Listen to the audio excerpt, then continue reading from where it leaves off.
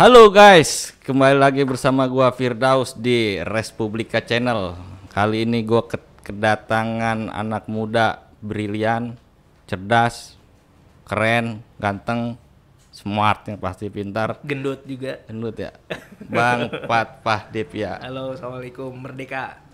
Apa kabar Bang? Baik, alhamdulillah. Gimana Bung Daus, sehat? Sehat alhamdulillah. Waduh, ini di luar hujan tapi kita harus tetap semangat. Iya, sesemangat anak-anak muda Bang. Iya dong, anak muda harus semangat. Kalau nggak semangat, ya Gimana? jangan rebahan mulu katanya. Oh. Jangan jadi generasi rebahan, tapi jadilah generasi yang bikin perubahan.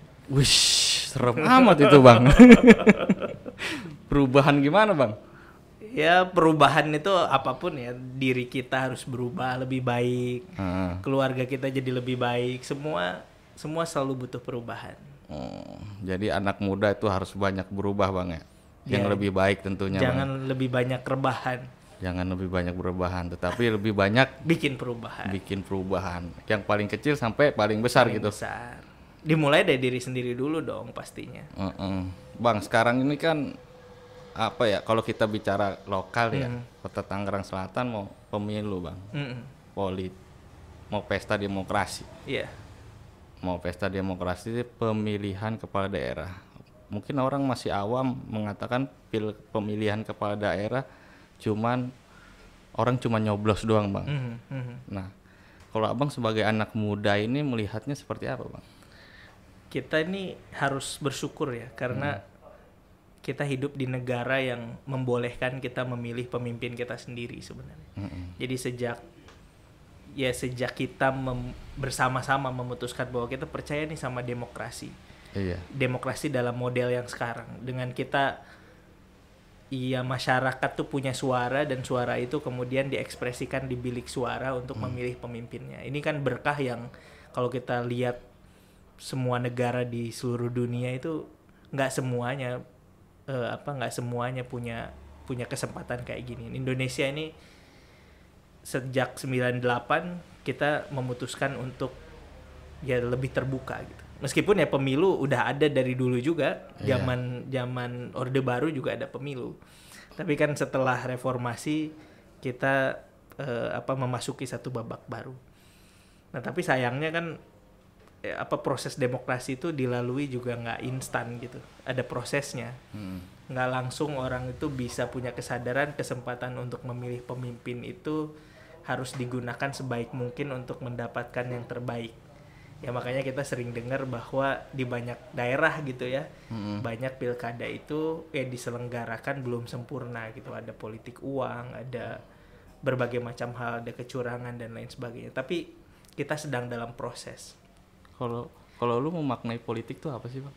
Politik itu ya apapun definisi kita tentang politik. Kalau kita baca buku-buku tentang politik itu adalah seni mendapatkan, mengelola dan mempertahankan kekuasaan. Nah pertanyaannya, kekuasaan ini mau dibikin buat apa? Buat apa sih kita mendapatkan, mempertahankan dan mengelola kekuasaan itu? Ya kalau kita percaya karena kita memegang nilai-nilai kebaikan, nilai-nilai yang baik gitu ya. Baik itu diinspirasi dari agama atau diinspirasi dari common sense aja. Kita pengen politik itu bisa membuat orang itu hidup dalam situasi yang lebih adil, situasi yang lebih setara satu sama lain. Kalau kita bicara tentang kemakmuran ya, semua orang makmur, kita bicara tentang hukum, ada keadilan di sana dan lain sebagainya. Politik itu adalah instrumen untuk mewujudkan itu gitu. Nah sekarang kan kita punya kesempatan untuk melakukan itu bersama-sama. Pilkada itu salah satu instrumen yang ada di dalam politik yang diperbolehkan dalam sistem demokrasi gitu. Nah kita bagaimana menggunakan pilkada ini, bagaimana misalnya kita sedang akan menghadapi pilkada di Tangsel. Nah, apakah kita akan melewati itu sekedar seremoni aja? Iya. Hajat tahunan yang 5 tahunan. hajat 5 tahunan yang ya udah tinggal datang ke TPS atau enggak datang nanti juga berubah. Padahal di situ ada kesempatan untuk mengubah tatanan masyarakat, mengubah masa depan kota ini. Bahkan lebih jauh lagi mengubah bangsa dan negara ini, mengubah republik ini menjadi lebih baik. Oh gitu ya. Aku ngelihat lu akhir-akhir ini sering tampil lah di sini, artinya dengan lu sosok muda gitu. hmm.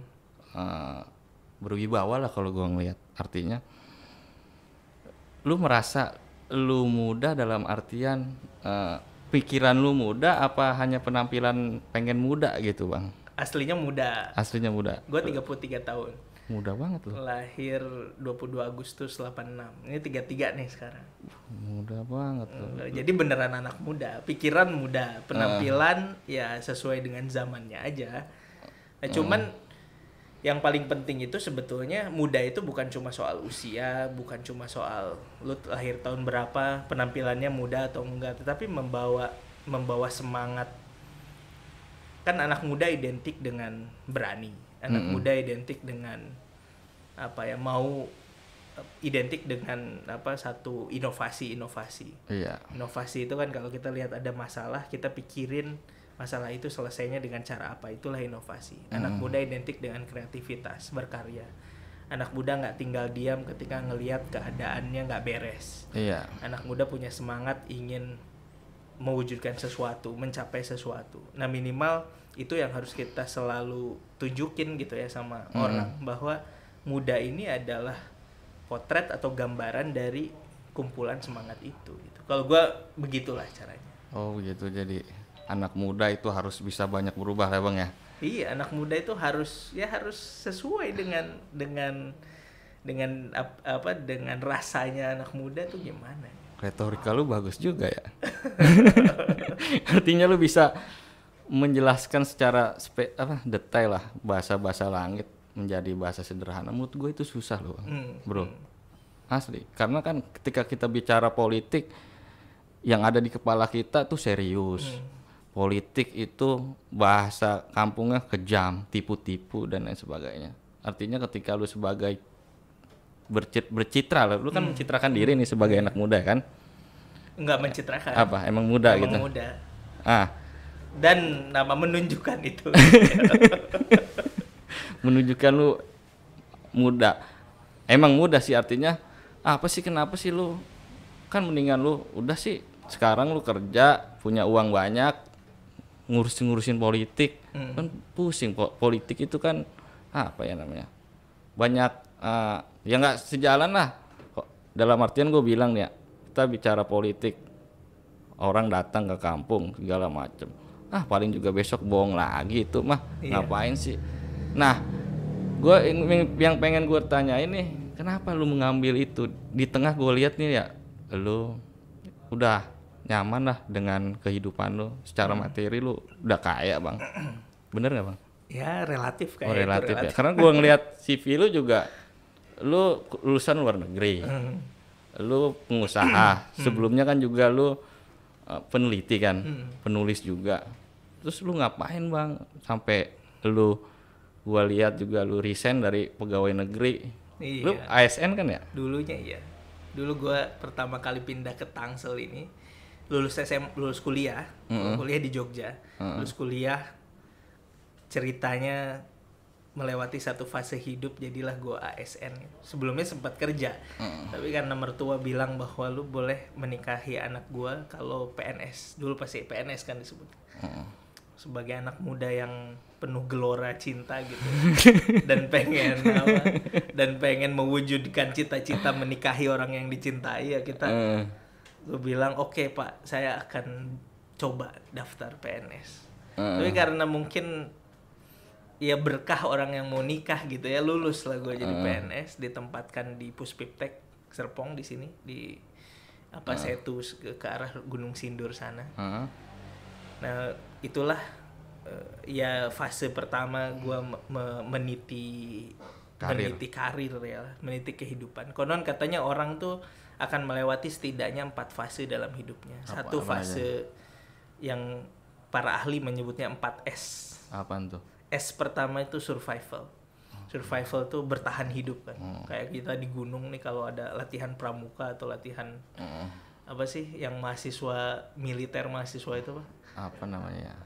Ya itulah kalau kita atau misalnya pecinta alam, Mapala. itu kan Mapala, kita latihan survival. Survival itu tentang hidup dan mati.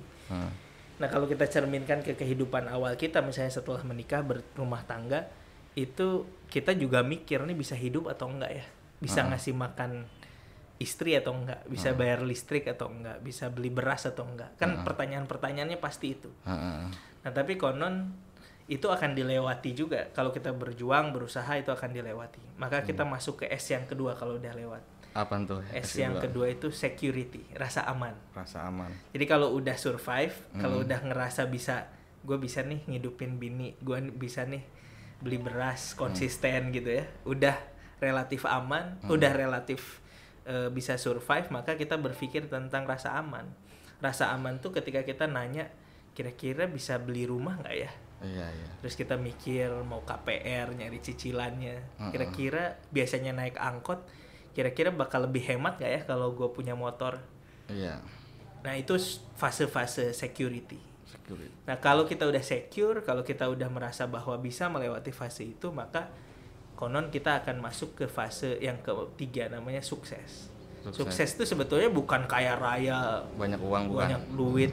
Sukses itu definisinya sebenarnya punya sesuatu yang lebih dari sesuatu yang sebenarnya cukup aja. Misalnya cukup gimana nih? Udah punya rumah cukup, mau nambah lagi apa gimana? Ya, punya rumah cukup, satu punya rumah mau nambah lagi. Mau nambah lagi itu sukses dalam bidang rumah. Bahkan bisa lebih sederhana dari itu. Misalnya makan itu, kalau makan nasi uduk yang 10.000 apa 15.000 itu kenyang apa enggak? Kenyang. Tapi kita milih buat beli makan di restoran yang harganya 50.000 misalnya. Berarti kita bisa memberikan sesuatu yang lebih atau mendapatkan sesuatu yang lebih dari sesuatu yang sebenarnya cukup.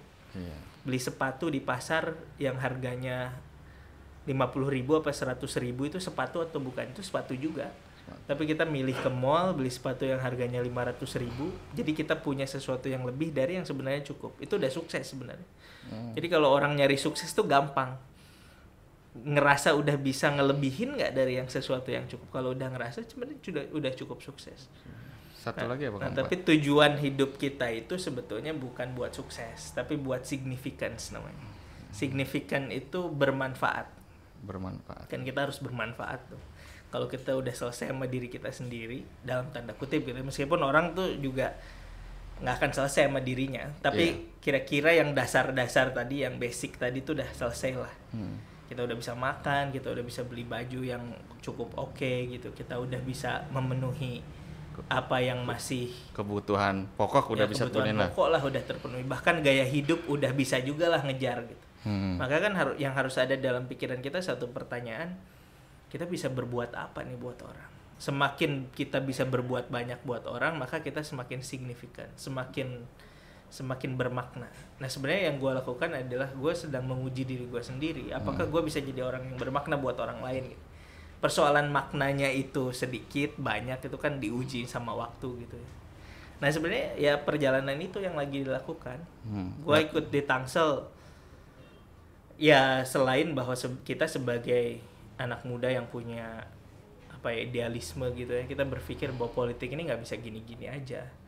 Masyarakat ini harus lebih bisa terbuka pikirannya, bisa memutuskan sesuatu yang baik, karena hampir semuanya ditentukan oleh politik gitu.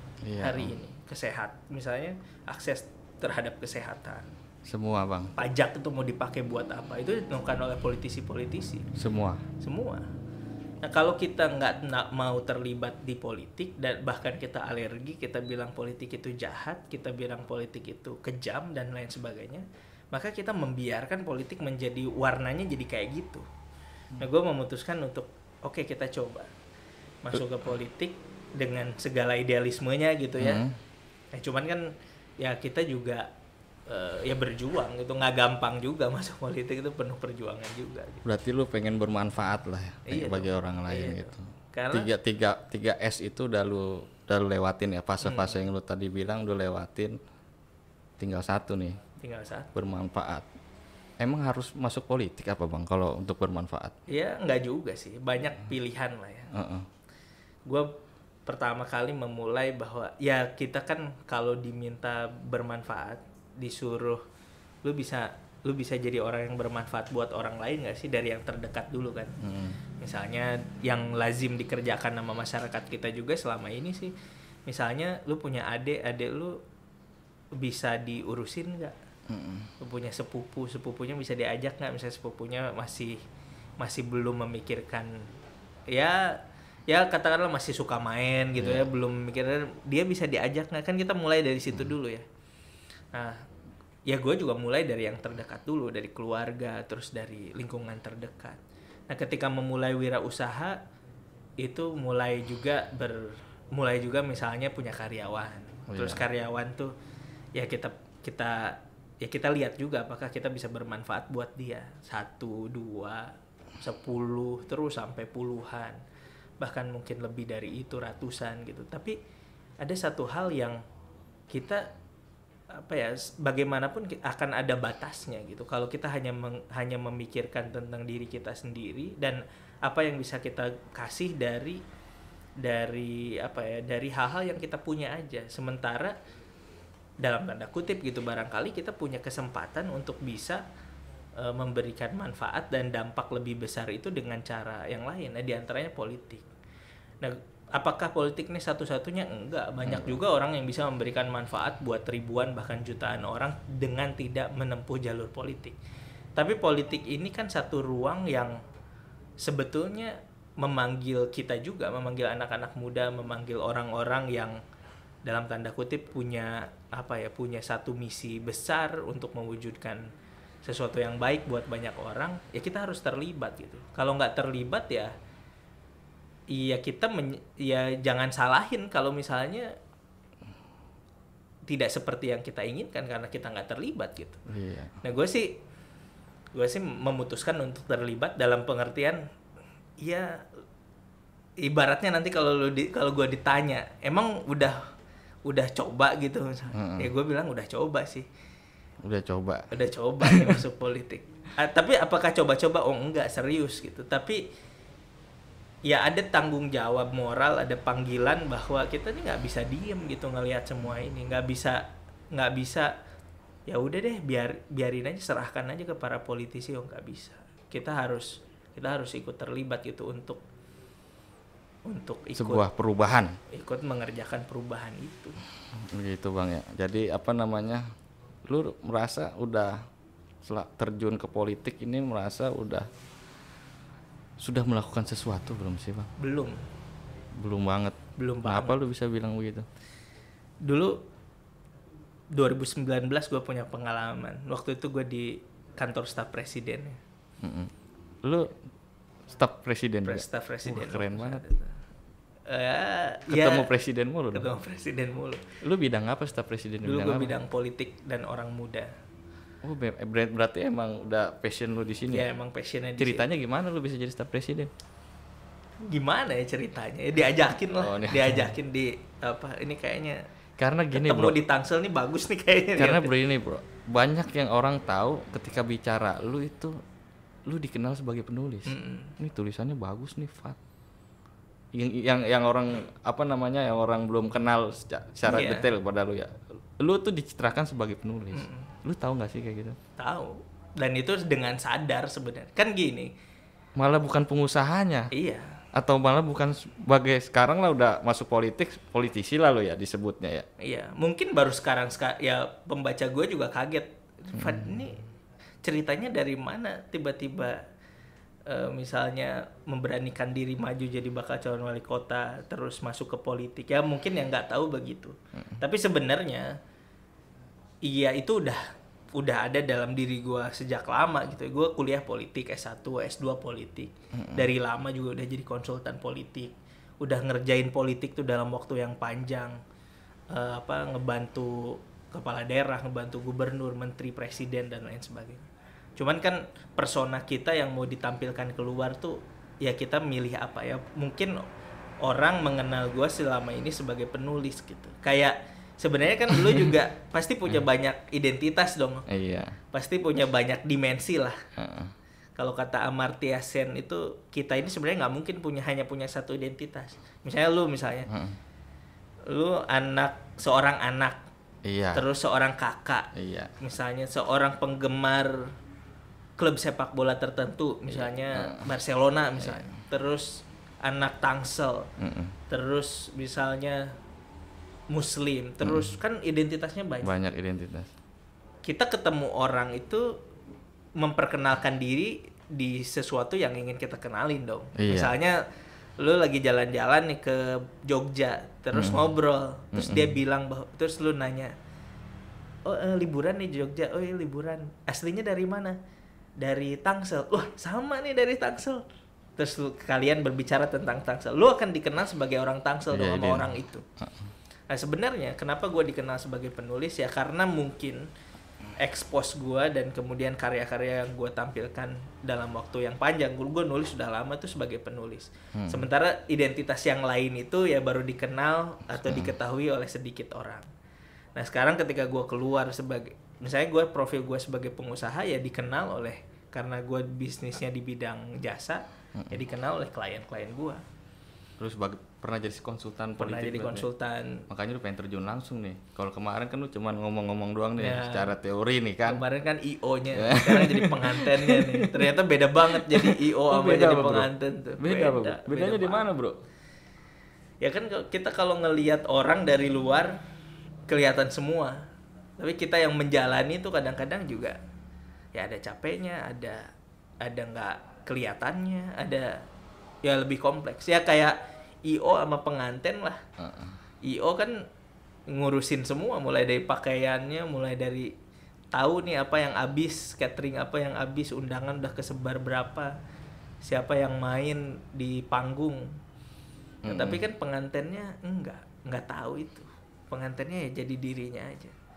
Nah, gue sekarang tuh sedang mencoba jadi pengantin. Ya, mencoba menjadi pengantin dan ya melihat sisi lainnya. Tapi kayak kalau memang mau bikin perubahan ya harus menjadi pelakunya gitu. Memang bukan hanya sekedar membantu dari, ya bukan berarti kalau kita membantu nggak ada maknanya, ada maknanya. Tapi ya kalau kita memang benar-benar mau jadi mau menciptakan agen perubahan, ya jadi aktor perubahannya. Jadi lu merasa gua pengen pengen bermanfaat yang melatar belakangi lu pengen terjun ke politik ya. Bermanfaat dalam artian ketika kita cuma punya uang, kita bantu orang-orang nggak punya, paling hanya berapa aja, Bro ya. Tadi gue cerita ya, yang gue mau cerita tadi itu. Suatu ketika gue memimpin rapat lah di kantor staf presiden. Terus waktu itu ada kejadian outbreak, jadi kejadian luar biasa polio di Papua, di puncak Yahukimo. Iya. Terus? Nah, wah ini kan satu jauh, yang kedua ini kejadian luar biasa, banyak yang meninggal, banyak yang menderita, terutama balita dan anak-anak. Ini jadi perhatian lah, waktu itu jadi perhatian presiden dan jadi perhatian Kementerian Kesehatan. Nah, pertanyaannya adalah ini harus diselesaikan dengan cara apa? Nah, gue ingat waktu itu pengalaman berada di dalam rapat ini gitu dan ikut memimpin rapat ini. Terus kita panggil lah Kementerian Kesehatan, terus kita tanya apa yang bisa dilakukan untuk menyelesaikan masalah ini. Oh bisa, kita bisa bikin pekan imunisasi nasional yang khusus gitu untuk menangani itu. Oh ya udah lakukan. Ada kan anggarannya? Oh ada anggarannya. Oh ternyata satu masalah itu ini kan fungsi politik gitu ya, dikerjakan oleh fungsi politik. Oh bisa diselesaikan dengan cara itu. Tapi di rapat itu ternyata nggak sesederhana itu. Oh nggak bisa karena ini di puncak gunung, ini harus diakses dengan pesawat atau dengan helikopter. Kita nggak punya, kata Kementerian Kesehatan. Wah gimana dong kalau nggak punya? TNI AU punya. Terus kita hubungi TNI AU, kita panggil TNI AU, bisa nggak menyediakan pesawat? Oh siap. Terus kami bisa menyediakan sekian pesawat Hercules, bisa menyediakan helikopter dan lain sebagainya. Oh bagus dong, berarti ada solusinya. Iya. Tapi kata TNI AU, tapi kita nggak punya afturnya, karena nggak ada anggaran buat afturnya. Kan ini membantu, afturnya mahal, kita nggak punya anggaran. Waduh gimana? Tapi kata mereka ada solusinya. Coba minta ke Freeport, karena di Papua kan ada perusahaan Freeport. Freeport biasanya mau support nih kalau urusan kemanusiaan. Ya udah minta ke Freeport, gue bilang. Terus? Wah susah. Tapi kalau institusi istana, institusi kepresidenan yang menghubungi, mungkin Freeport mau. Akhirnya ya udah coba kontak Freeport. Ternyata Freeport mau. Oh bisa ternyata. Oh jadi tinggal berangkat, lakukan eksekusinya, kemudian selesaikan masalah polio itu. Oh nggak bisa ternyata, karena Papua ini daerah konflik, diawasi juga secara internasional, harus melibatkan juga WHO terus dan lain sebagainya. Berarti harus panggil Kementerian Luar Negeri. Terus Diurus, Kementerian Luar Negeri terlibat, akhirnya selesai itu masalah. Ribuan orang terselamatkan, ribuan keluarga juga terlindungi dan lain sebagainya. Coba lu bayangin, ini kalau dikerjakan oleh swasta, itu memerlukan effort seberapa banyak. Katakanlah lu sangat idealis, gue mau menyelamatkan nih orang-orang yang ini, terus punya apa, punya gairah, punya semangat, tapi kan pasti ada keterbatasan. Tapi ketika lu berada di dalam politik, lu berada di dalam sebuah sistem pemerintahan, berada di dalam sebuah mekanisme kekuasaan, semua itu lu bisa memaksimalkan apa yang lu bisa kerjakan itu sampai titik maksimal. Nah sekarang contoh misalnya untuk ukuran kota, ya gue pengusaha misalnya, katakanlah ya bisa lah bantu orang, misalnya ya menyantuni anak yatim gitu, terus atau nyari orang yang nggak punya gitu, susah gitu, terus bisa ngasih. Paling berapa sih ngasih? Nggak banyak. Katakanlah mau ngasih sebanyak mungkin. Banyak kan orang, 1.000 misalnya. 1.000 misalnya. Kali 50.000. Kali 1.000 orang kali 50.000 udah 50 juta. Atau misalnya 50.000 kekecilan. 100.000, 100 juta berarti. Nggak setiap hari tuh. Setiap hari tuh. Terus 100.000 itu cukup buat apa? Ya cukup buat makan 2 hari mungkin. Tapi abis itu gimana? Nggak tertolong lagi. Katakanlah, oke, kalau gitu kita kumpulin pengusaha-pengusaha yang mau nyumbang, kumpulin. Oke, kita mungkin bisa ngasih ke orang. Seberapa banyak ya? Nggak seberapa banyak. Tapi kalau kita bikin pemerintahan ini benar, pajak itu dialokasikan dengan cara yang benar, kemudian juga ada jaring pengaman sosial misalnya untuk melindungi orang-orang miskin tuh supaya jangan sampai miskin, kalau bisa dientaskan, diberdayakan. Kemudian pajaknya dipakai untuk layanan kesehatan, layanan pendidikan. SDM-nya ditingkatkan. Itu kan sama dengan menyelamatkan atau menolong dalam dengan kualitas yang jauh lebih baik, dan itu bisa kita kerjakan. Dengan kita punya kekuasaan, kita punya kewenangan. Iya, kita masuk ke dalam politik. Jadi kebijakan yang pro rakyat gitu. Yang lagi gue kerjakan sebenarnya, selain bahwa ini ya upaya gue pribadi untuk ayo dong berbuat sesuatu dong biar banyak orang lebih terbantu. Ya gue juga sedang memperlihatkan satu cara lah, atau memperlihatkan satu kalau ini ibaratnya bisa dilihat sama anak-anak muda lain di Tangsel gitu ya. Ya teman-teman kita nih yang nonton hari ini, mereka juga bisa ngelihat bahwa ternyata gue juga kalau gitu bisa terlibat ya. Di level RT, di level RW, di sesuai dengan kapasitasnya masing-masing. Ternyata kalau selama ini misalnya ada perkumpulan kepemudaan misalnya, yang gue males ikut-ikutan yang gitu, cuman ternyata penting ya masuk ke situ, minimalnya biar misalnya kegiatan itu bisa bermakna buat banyak orang, bisa bermanfaat buat banyak orang. Kan sebetulnya yang lebih mahal itu menularkan virus ini gitu. Nah itu ya nggak, kita ini lagi bikin virus nih sebenarnya. Virus nih. Orang tuh percaya aja dulu bahwa politik ini bisa dikerjain. Kan khasnya anak muda itu kita ini ada contoh nih. Ada cerita gini, ini cerita seru. Gimana? Dulu ada cerita ini, Christopher Columbus. Christopher Columbus ketika mendarat di benua Amerika ketemu Native Americans ini. Konon ceritanya itu dia dites. Tes gimana? Ditesnya, lu bisa nggak? Apakah Anda bisa mendirikan telur? Mendirikan telur. Jadi bikin telur itu berdiri gitu. Terus? Kan telur bulat tuh ya. Terus di sebuah bidang yang lurus di meja lah atau di mana. Lu bisa nggak bikin ini berdiri? Terus? Ya kan dalam pikiran ini orang Indian itu dikasih magic atau apa gitu ya. Katanya kalau lu bisa bikin telur ini berdiri lu hebat. Terus Columbus ini kan punya pengalaman banyak gitu ya, dia udah keliling dunia. Terus yang dilakukan Columbus adalah dia pecahin sedikit telurnya. Dipecahin terus ditaruh. Berdiri itu telur. Terus orang Indian ini bingung, pada lihat satu sama lain. Ternyata bisa ya. Tapi kata orang-orang sana, kalau gitu mah gue juga bisa. Kata orang Amerika. Kata orang Amerika. Heeh.